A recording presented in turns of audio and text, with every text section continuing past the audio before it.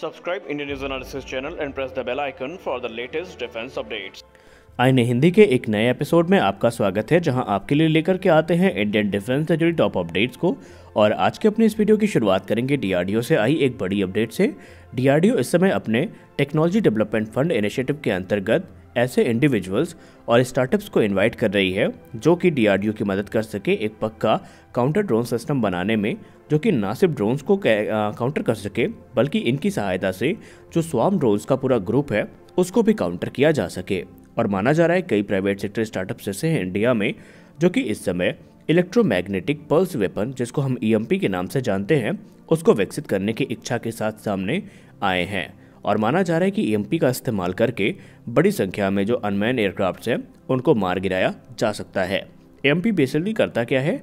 जो ईएमपी है ये अनमैन एरियल सिस्टम के जो ऑनबोर्ड इलेक्ट्रॉनिक्स हैं उनको ख़राब कर देता है, या फिर उनके जो फ्लाइट कंट्रोल सिस्टम होते हैं उनमें मेलफंक्शन कर सकता है, जिसकी वजह से टारगेट्स न्यूट्रलाइज हो जाते हैं। अब अगर हम बात करें सॉफ्ट किल सिस्टम जैसे कि जीपीएस डिनायर्स या हार्ड किल सिस्टम जैसे कि लेजर्स की, तो ये एक निश्चित संख्या को ही काउंटर कर सकते हैं। लेकिन जो ईएमपी आधारित वेपन है ये बड़ी संख्या में जो ड्रोन स्वार्म्स हैं उनको 1.5 किलोमीटर दूर से ही तबाह करने की कैपेबिलिटी के साथ आते हैं। हमारी अगली बड़ी अपडेट एनएसजी को लेकर के आ रही है। नेशनल सिक्योरिटी गार्ड्स के द्वारा एक नया प्लान सामने आया है, जहां पर बताया जा रहा है कि इस समय जो नेशनल सिक्योरिटी गार्ड्स हैं वो नए सर्वेलेंस रोबोट को खरीदने वाले हैं ताकि जो ह्यूमन इंटरवेंशन है उनको कम किया जा सके और ऐसे इलाके जो कि खतरनाक हैं वहां पर सीमलेस जो सर्वेलेंस है उसको भी पूरा किया जा सके। अगर हम एएनआई की रिपोर्ट की बात माने तो 13 4 व्हील वाले जो डे एंड नाइट रोबोट्स हैं इनको खरीदने की जो प्रक्रिया है वो आगे चल रही है और माना जा रहा है कि बहुत जल्द इन्हें एनएसजी के द्वारा खरीद भी लिया जाएगा। ये रोबोट ऐसे होने चाहिए जिनकी मनूवरेबिलिटी काफ़ी ईजी हो और इन्हें रिमोट कंट्रोल के माध्यम से ऑपरेट किया जा सके।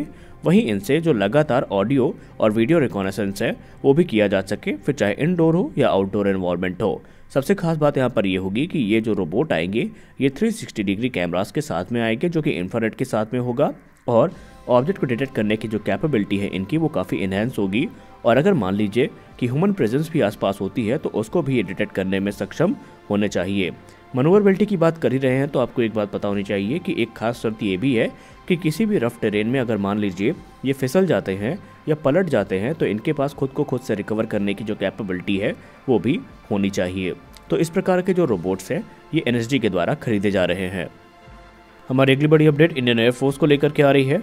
भारतीय वायुसेना के द्वारा आज से ठीक 10 साल पहले यानी 2013 में 3 C-17 ग्लोब मास्टर 3 स्ट्रेटेजिक एयरलिफ्टर्स को शामिल किया गया था। और अब इंडियन एयरफोर्स को लेकर के एक रिपोर्ट सामने ये आई है कि इंडियन एयरफोर्स अपने C-17 की फ्लीट में कुछ मॉडरेट अपग्रेड करने के बारे में विचार कर रही है, जिसको लेकर के उन्होंने बोइंग से बात करनी भी शुरू कर दी है, जहां पर इन एयरक्राफ्ट की जो एयरलिफ्ट कैपेबिलिटीज़ हैं उनको इन्हेंस किया जाएगा। रिपोर्ट में बताया जा रहा है कि निगोशिएशन शुरू हो चुके हैं अपग्रेड्स को लेकर के। अगर हम बेसिक बात करें तो जो मेन मॉडर्नाइजेशन होगा वो बेसिकली सॉफ्टवेयर और हार्डवेयर डिपार्टमेंट में होने वाला है, और इनकी जो फ्लीट है उसको और भी ज़्यादा इन्हेंस किया जाएगा टेक्नोलॉजिकली। अगर हम बात करें दूसरे अपग्रेड की तो बाद में जो अपग्रेड्स होंगे उनमें इनकी जो फ्री फॉल पैराशूटिंग कैपेबिलिटीज़ हैं उनको अपग्रेड किया जाएगा, और उसके अलावा इन्हें सेटेलाइट इनेबल कम्युनिकेशन इक्विपमेंट से भी अपडेट किया जाना है। आपको हम बताना चाहेंगे कि इस समय इंडियन एयरफोर्स तकरीबन 11 की संख्या में C-17 ग्लोब मास्टर एयरक्राफ्ट को ऑपरेट करती है। हालांकि अगर हम बात करें इंडियन एयरफोर्स की तो भारतीय वायुसेना ने एडिशनल 2 C-17 को खरीदने का मन भी बनाया था, लेकिन क्योंकि अब C-17 की जो प्रोडक्शन लाइन है वो बंद हो चुकी है, या हम यूँ कह लें इनका प्रोडक्शन बंद हो चुका है, इसका मतलब ये है कि भारतीय वायुसेना की वो इच्छा जिसमें वो एडिशनल 2 एयरक्राफ्ट खरीदना चाहते थे अब वो पूरी नहीं होने वाली है। दोस्तों, पाकिस्तान भारत पे ये आरोप लगाता है कि जो एशिया में आतंकवाद फैल रहा है उसका एपिसेंटर भारत है और भारत पे नकेल कसने की ज़रूरत है।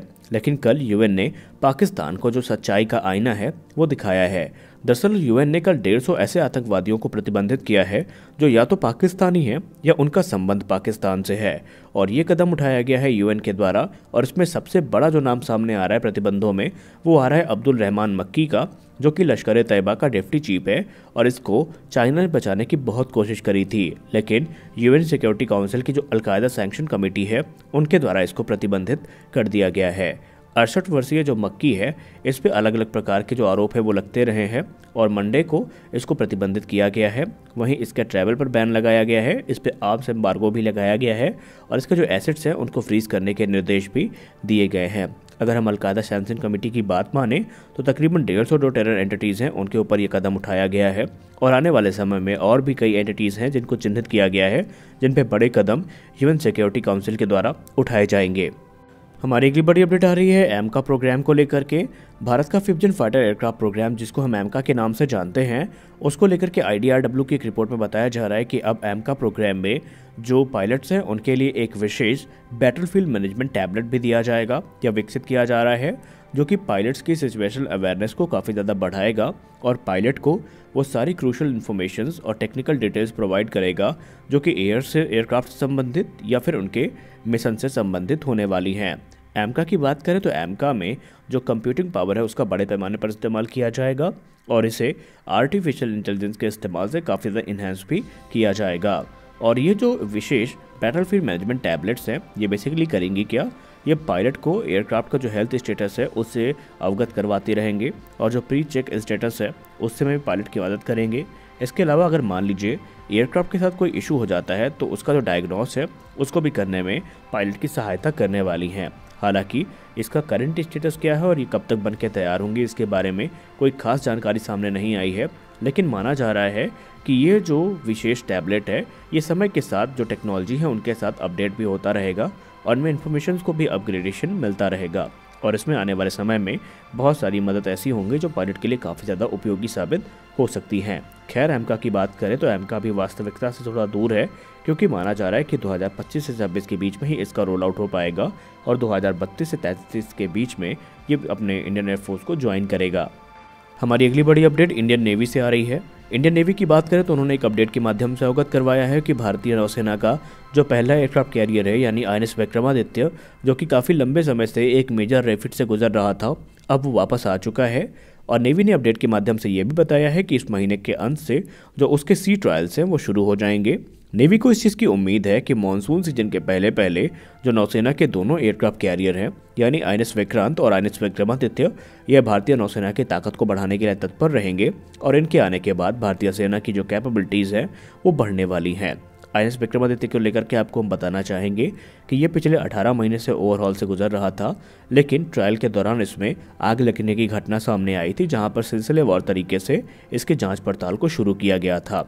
2019 में एक यंग जो नेवी ऑफिसर हैं वो आग की चपेट में आने की वजह से वीर गति को प्राप्त हुए थे, जिसके बाद से इनके सिक्योरिटी को लेकर के सवाल उठने शुरू हुए थे। लेकिन फाइनली एक लंबे इंतजार के बाद जो INS विक्रमादित्य है वो सर्विस में वापस आ चुका है। एक तरफ INS विक्रांत भी अपने ट्रायल्स को कंप्लीट कर रहा है, जहां पर उसमें अब फाइटर एयरक्राफ्ट की लैंडिंग और टेक ऑफ के ट्रायल्स आयोजित किए जा रहे हैं, या हम ये कह लें कि जो एविएशन विंग के ट्रायल हैं इस समय वो चल रहे हैं। और माना जा रहा है कि मानसून सीजन आने से पहले जो दोनों एयरक्राफ्ट कैरियर हैं ये इंडियन नेवी की सर्विस में फुली ऑपरेशनल होने वाले हैं। वहीं इंडियन नेवी बहुत जल्दी INS विक्रांत के लिए जो फाइटर एयरक्राफ्ट है उसका निर्णय भी लेने वाली है। तो आपने वीडियो को अंत तक देखा, इसके लिए आप सभी का बहुत बहुत धन्यवाद। मिलते हैं अपने अगले वीडियो में कुछ और इंटरेस्टिंग अपडेट्स के साथ, तब तक के लिए जय हिंद।